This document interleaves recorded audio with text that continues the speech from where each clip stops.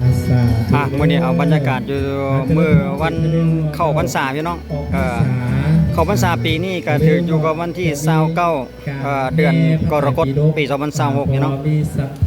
อยู่บรรยากาศตอนเช้าก็ผู้คนกำลังเริ่มทยอยมาออกตนญาติโยม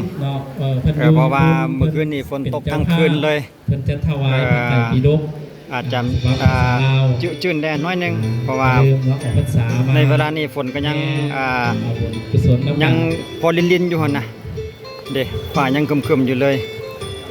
บรรยากาศอยู่ที่วัดศรีบุญเฮืองวัดเฮายังบ่ทันมีวัดกลางวัดศรีบุญเฮืองบ้านทางงอนพี่น้องเอาบรรยากาศประชาชนภายในบ้านเฮามาใส่บาตรในวันเข้าพรรษาปี2026ให้ทุกท่านได้เบิ่งให้ติดตามรับชมอีกเทื่อนึงอยู่ทางสปป.ลาวพี่น้องอยู่ประมาณนี้เนาะจะมี2โซนอยู่ที่เทิงศาลาอีกจำนวนหนึ่งก็อยู่ทางด้านลมที่ว่ากลางเต็นท์หั่นเดี๋ยวข้าพเจ้าจะไปทุกท่านไปเบิ่งมีคนหน่อยหลายสำหรับอีกทีนึงสำหรับวัดศรีบุญเฮืองส่วนจุดทางด้านลมนี่เพิ่นก็เอาบาตรมาเรียนไว้เพื่อว่าออกตนญาติโยมพอออกไม่ออกมาเนาะประชาชนมาใส่บาตรประมาณที่เฮาเห็นอยู่ก็อยู่13บาทนำกันหากว่าท่านใด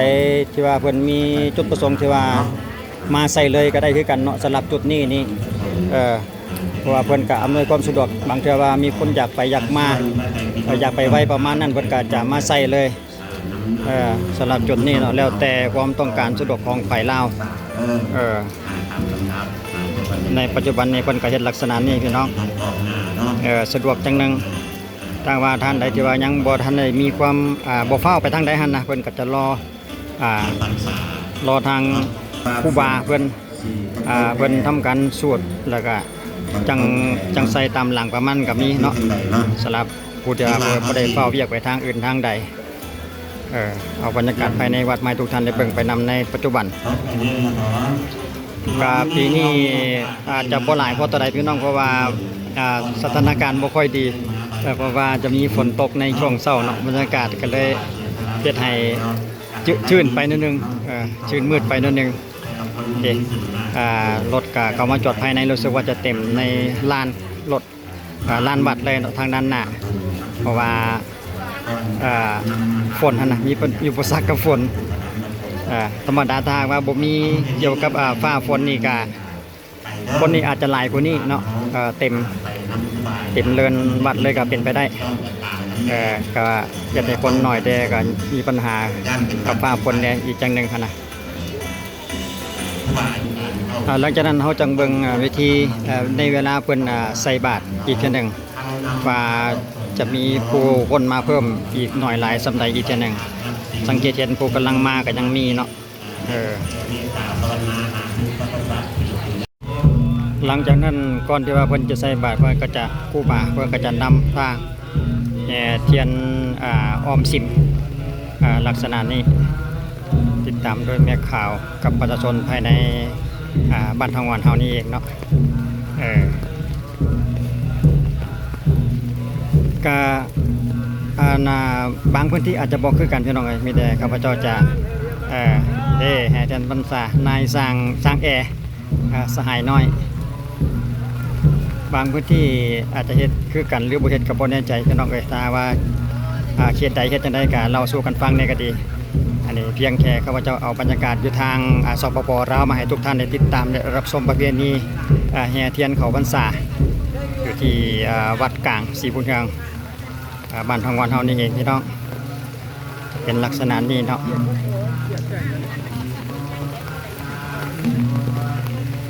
ส่วนหลายก็จะเห็นแต่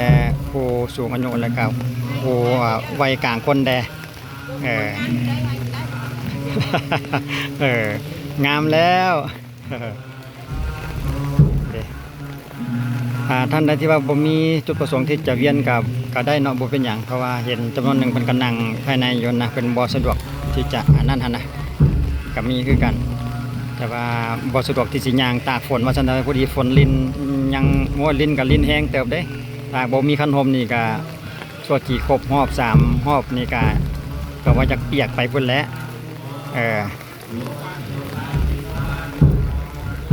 ทั้งหมดเพิ่นก็จะเวียนเป็น3รอบนํกันเนาะทางครูบาอาจารย์จั่วแดเนาะเพิ่นจะนำหน้าพาทาง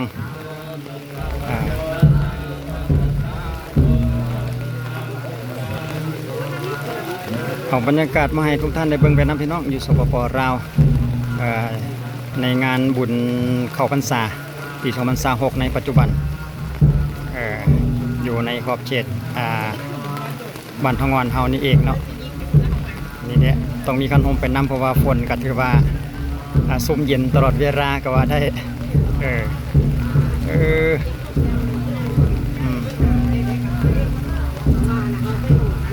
อยู่ดีมีแห้งทุกท่านให้การติดตามและรับชมพี่น้องเลยมีสุขภาพแข็งแรงร่ำรวยโชคมาน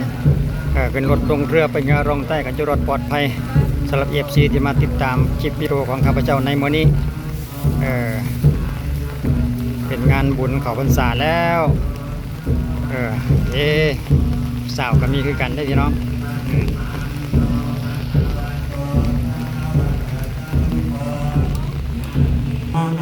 ปรากฏว่าสำเร็จเนาะ3รอบนำกัน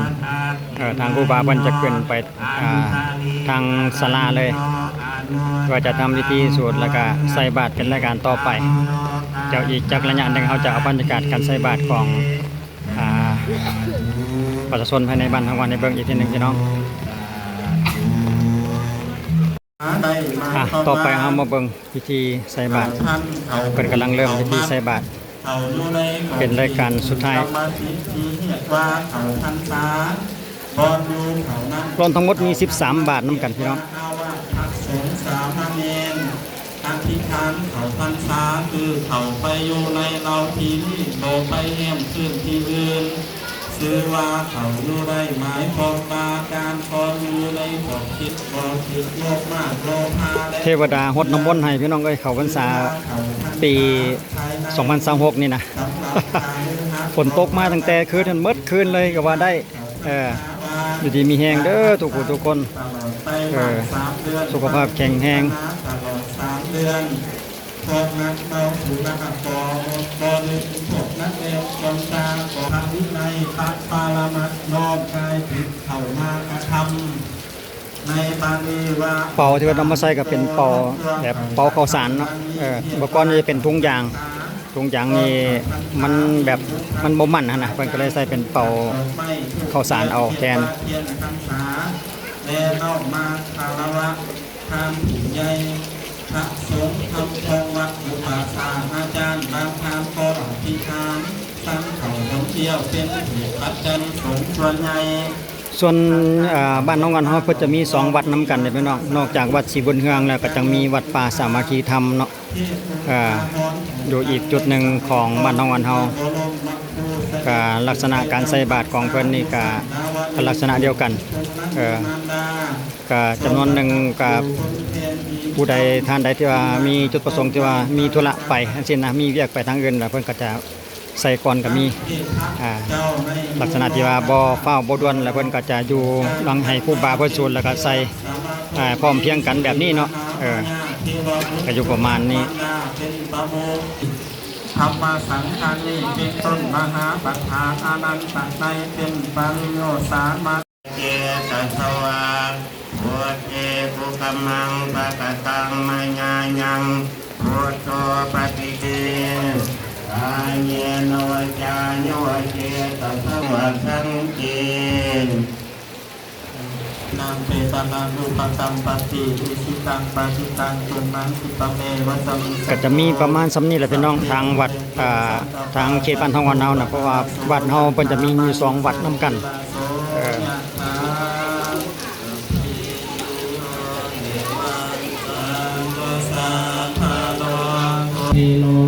จำนวนหนึ่งเพิ่นอยู่ทางศาลานี่ก็บ่น้อยเลยพี่น้องหลายก็ถือว่ากันหลายเช่นเดียวกันในทางศาลาเนี่ยอยู่ในช่วงระหว่างเพิ่นกำลังหยาดน้ำผ่านพ้นไป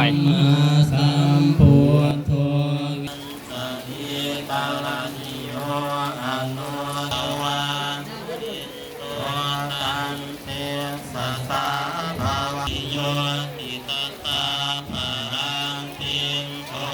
รังภนันตพุตังทายตังค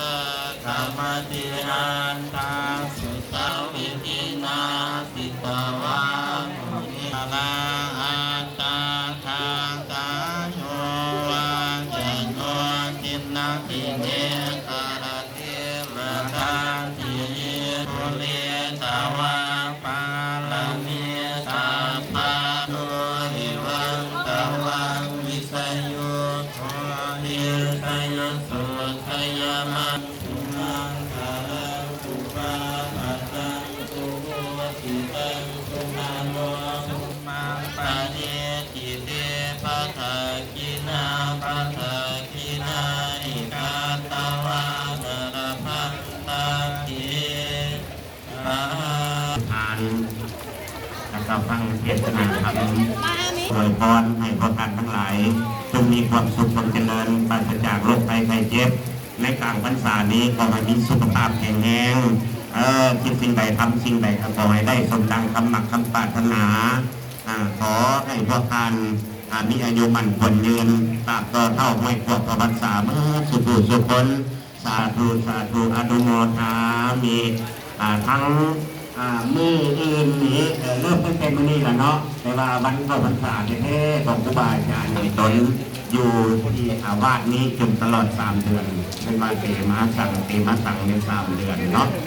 ถึงตลอด3 เดือนที่บ่ได้ไปนอนวัดทันขายอยู่บ่อนอื่น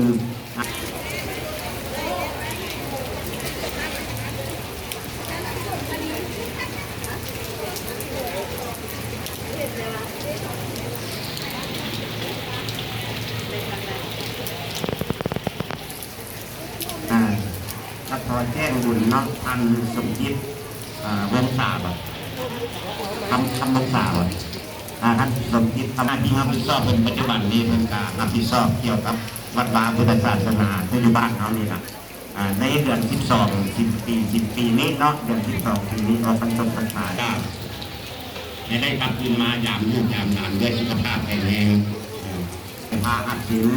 ก็มาได้เริ่ม3 โมงแรงให้มาฮอดแท้กับเวลาของมาไหว้พระภาวนาคุณจะได้พาเข้าสู่สมาธิกรรมฐานตั้งใจทานนั้นคุณจะได้3 คน7 โมงจะมาอาจจะบ่มีคำบรรยายดอกพี่น้องเอ้ยมีแต่ฟังทางครูบาแล้วก็ฟังทางสารวัตรเพิ่นบรรยายมีแต่เอาบรรยากาศมาพิธีใส่บาตรในวันเข้าพรรษาให้ทุกท่านได้เบิ่งไปก็อยู่ประมาณนี้เนาะตอนนี้ก็มาถึงเวลาที่ว่าจะสิ้นสุดใกล้จะหมดแล้วเนาะตอนนี้นะยังเหลืออยู่จำนวนน้อยส่วนท่านใดที่เพิ่นใส่เพิ่นก็เดินทางกลับไปก็มีเริ่มทยอยกลับบ้านกลับเมืองไปลาวแล้วก็มีได้อยู่จำนวนแค่แสนกีบเด้อสาธุและขอดร.บุญสวยกัญญาดีพร้อมด้วยครอบครัว200,000 กีบมีเมตุติ๋มอางอน1 ซอกเป้พร้อมด้วยครอบครัวคำสมัยรู้สึกว่าเป่าที่ว่าใส่ขนมเนี่ยจะเริ่มจะเต็มแล้วเด้เลี้ยวไปเห็นฮอดคนละสูงลิบเลยเมบัวแก้วพงศวัฒน์100,000 กีบหลายสมควรพี่น้องขนาดว่าทางงอนเฮามี2 วัดได้นี่ก็ยังประชาชนก็ยังใส่ใจเรื่องการทำบุญเนาะยังมีหลายอยู่มีเมคำมั่นแกนโปรแกรม200,000 กีบเมผู้เวียงใส่สงคราม100,000 กีบครอบครัว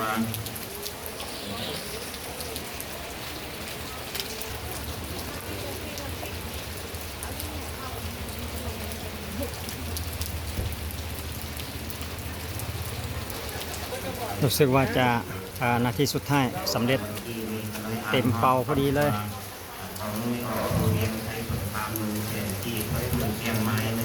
กีบ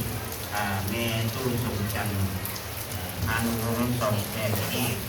แม่พอดีเลยเนาะเต็มเป่าพอดีเต็มเป่าเลยครอบครัวทำงานละ100,000 กีบครอบครัวของอันนาตกพัน200,000 กีบครอบครัวของตู้เลี้ยง100,000 กีบ ก็จะมีประมาณนี้แหละพี่น้องต่อไปก็จะเป็นเวียกของจั่วเนาะเพิ่นก็จะใส่ให้จั่วมาลำเลียงเป่าหรือว่ามีไอ้น้องเฮาแดจำนวนหนึ่งมาช่วยยกเป่านี่ขึ้นไปหาทางศาลาให้ครูบาเพิ่นเนาะถวายทางครูบาเพิ่นนั่นเองเนาะจบคลิปก็ประมาณเท่านี้แหละพี่น้องข้าพเจ้าเองก็มารักษาความสงบภายในวัดเพิ่นเนาะเป็นอาสาช่วยเหลือทางวัดทางการจัดตั้งบ้านเพิ่นเนี่ยส่งมาเพื่อรักษาความสงบไปนำในงานบุญเข้าพรรษาปี2026ก็อยู่ประมาณนี้ท้ายนี้ก็มีเพียงเท่านี้แหละพี่น้องเอาบรรยากาศให้ทุกท่านได้เบิ่งไปนำคือดีมีแห้งทุกท่านในการติดตามและรับชมโชคดีมีชัยปีนี้และปีต่อๆไปเอาไว้เจอกันในคลิปต่อไปพี่น้องสำหรับคลิปนี้ขอบใจสบายดี